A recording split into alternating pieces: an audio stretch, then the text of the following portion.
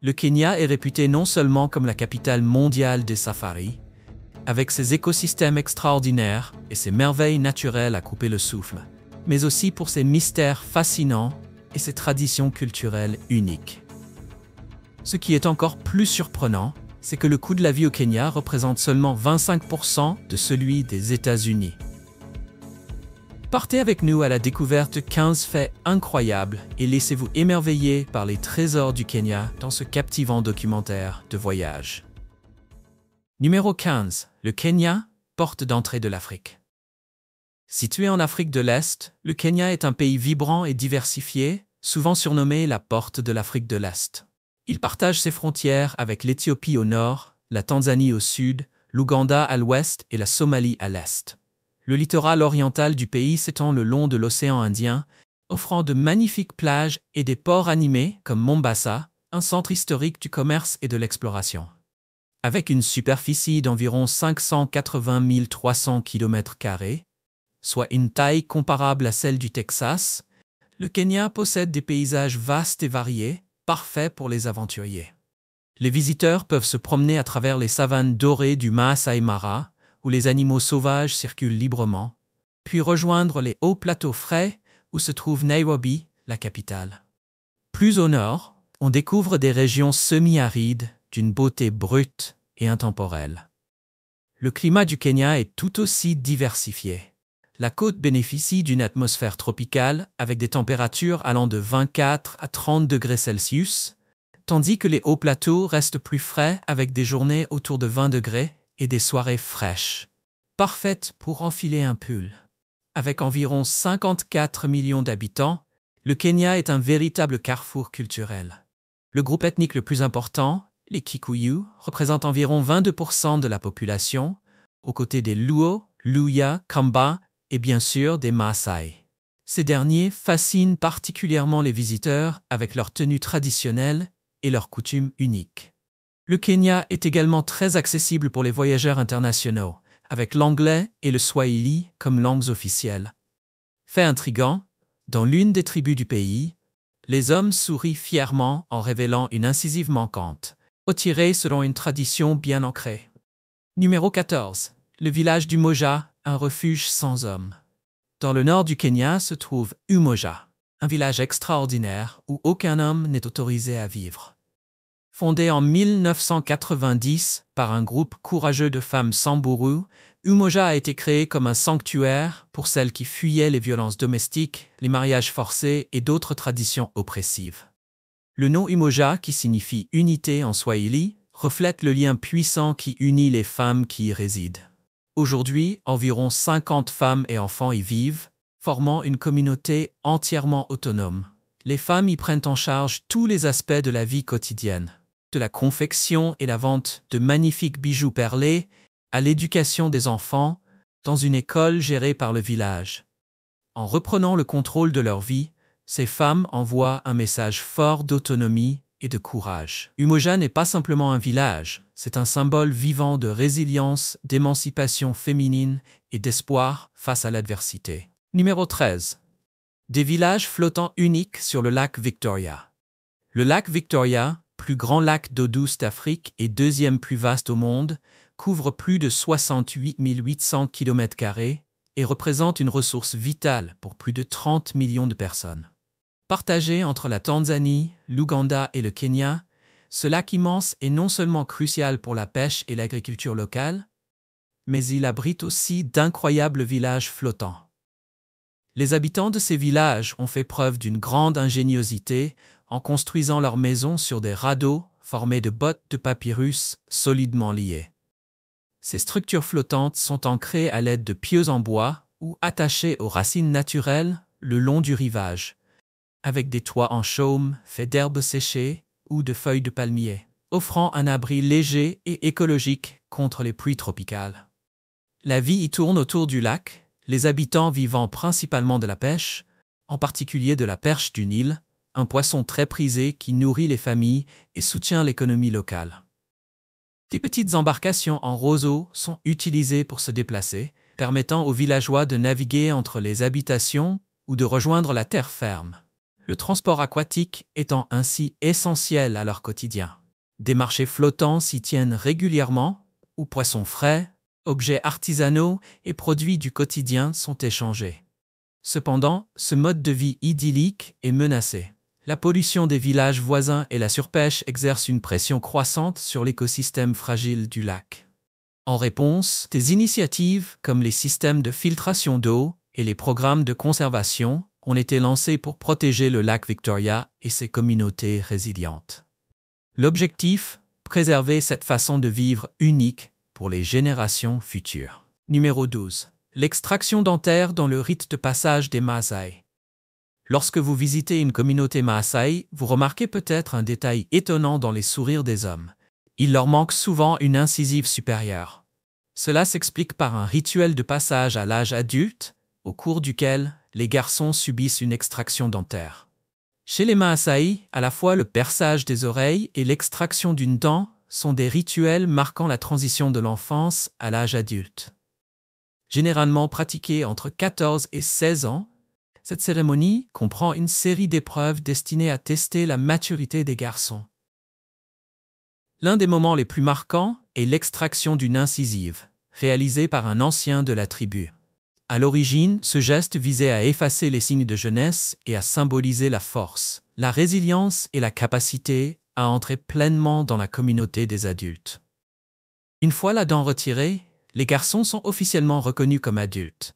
Ils peuvent alors prendre leurs propres décisions, recevoir des armes pour chasser et même choisir une épouse. Ce rite puissant témoigne de la richesse des traditions Maasai et de l'importance qu'ils accordent à la maturité, au courage et à la participation active à la vie communautaire. Numéro 11. La polygamie et les critères de beauté chez les Maasai. Dans la communauté Maasai, la polygamie fait partie intégrante de la culture traditionnelle. Les hommes peuvent avoir plusieurs épouses, et leur nombre dépend généralement de leur richesse, notamment du nombre de têtes de bétail qu'ils possèdent. Un village Maasai est souvent constitué d'une famille élargie intergénérationnelle, unie par des liens de sang. Le chef de famille peut avoir de nombreuses épouses, chacune ayant plusieurs enfants, formant ainsi un village habité par des générations entières de descendants. Parfois, un village de plusieurs centaines d'habitants peut être composé uniquement des épouses et des enfants d'un seul homme. Lorsqu'un homme se marie, il doit verser une dot à la famille de la mariée, calculée en bétail. Plus la mariée est belle, plus la dot est élevée. Elle peut atteindre plusieurs dizaines de vaches. Dans la culture Maasai, les femmes assurent la majorité des tâches domestiques et leur beauté se mesure non seulement à l'apparence physique, mais aussi à la santé, à la diligence et à la capacité de gérer le foyer. Les femmes Maasai pratiquent également le perçage des oreilles, portant de nombreuses boucles, parfois de grande taille, dans le cadre de leur rituel de beauté. Cette tradition ne concerne pas uniquement les femmes.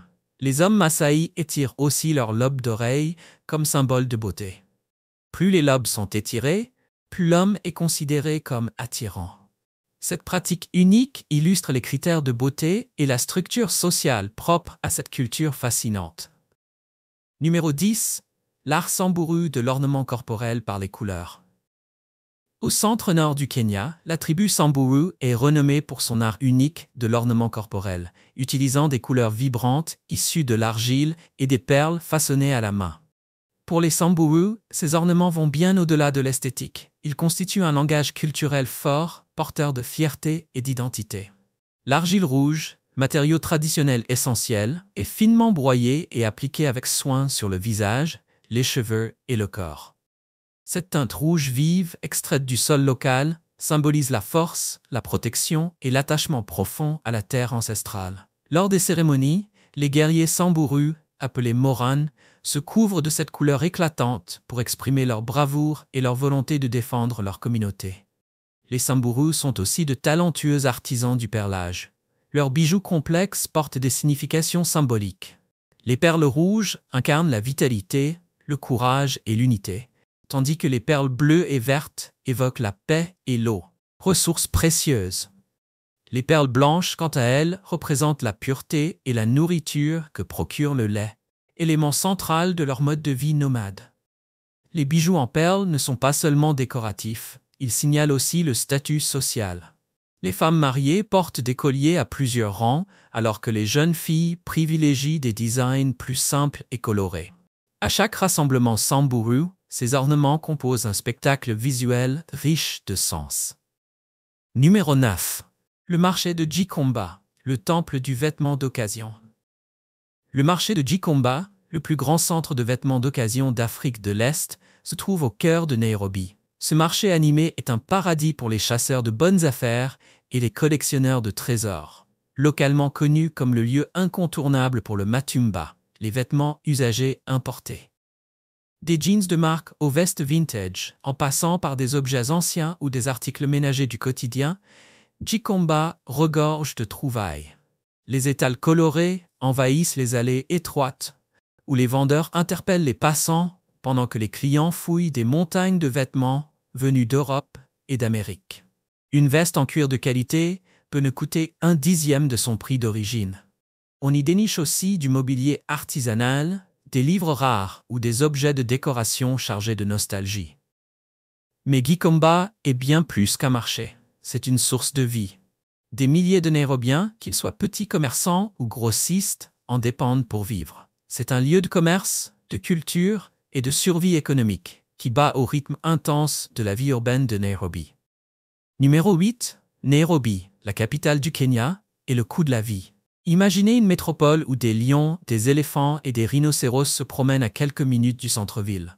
Cela semble irréel, mais c'est bien Nairobi, la seule capitale au monde où la vie urbaine côtoie une nature sauvage intacte. Plus grande ville du Kenya, Nairobi marie culture moderne et nature brute d'une manière rare. Son nom vient du Maasai Nkare, Nairobi, qui signifie « endroit aux eaux fraîches ». Mais elle est plus connue sous le nom de « ville verte au soleil ». S'étendant sur 696 km² et située à 1660 mètres d'altitude, Nairobi se niche le long de la rivière du même nom, dans le sud du pays. Avec environ 4 400 000 habitants, elle est la plus grande zone urbaine d'Afrique de l'Est. Ce qui rend Nairobi unique, c'est le parc national de Nairobi, une vaste réserve animalière aux portes de la ville.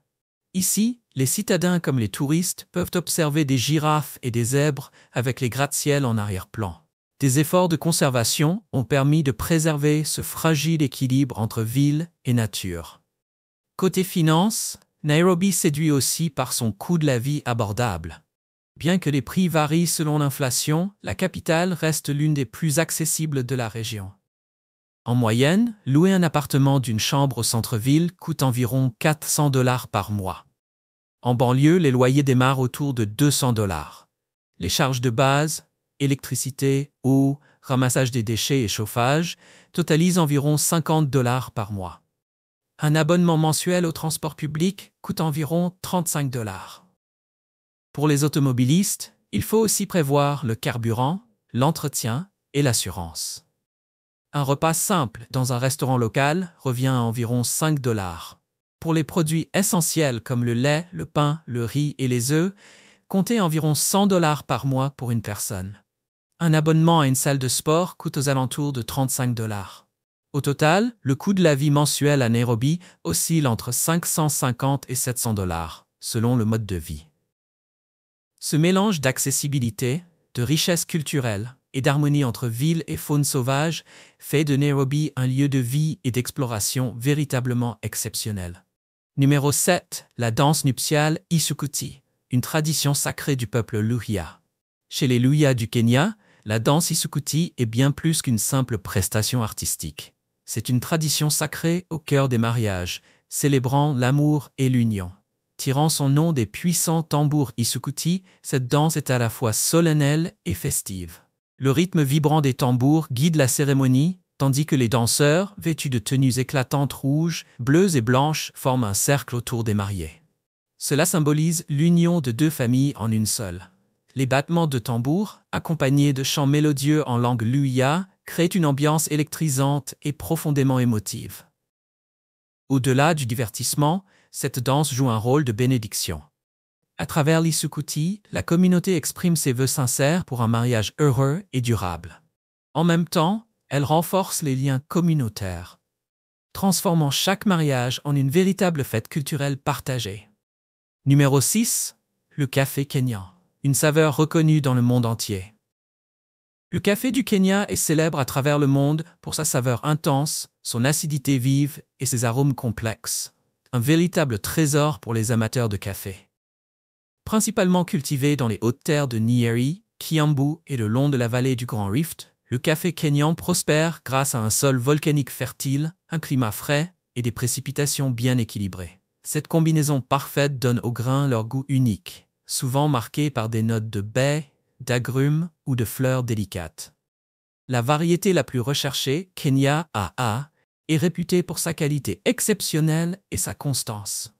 Apprécié par les connaisseurs et les cafés spécialisés de New York à Tokyo, le café kényan est cueilli à la main avec soin. Chaque cerise est sélectionnée avec précision, puis fermentée et séchée au soleil selon des méthodes traditionnelles. Ce souci du détail garantit que chaque tasse offre la richesse et la pureté qui font la renommée du patrimoine caféier du Kenya.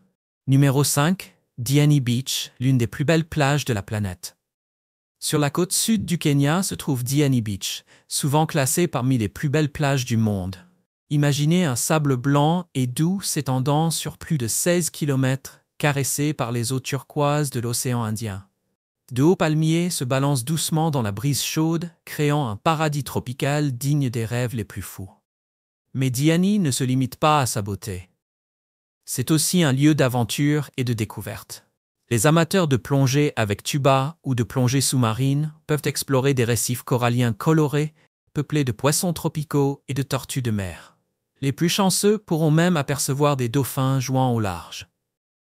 Pour les passionnés de sensations fortes, il y a le kitesurf, le kayak ou le paddle.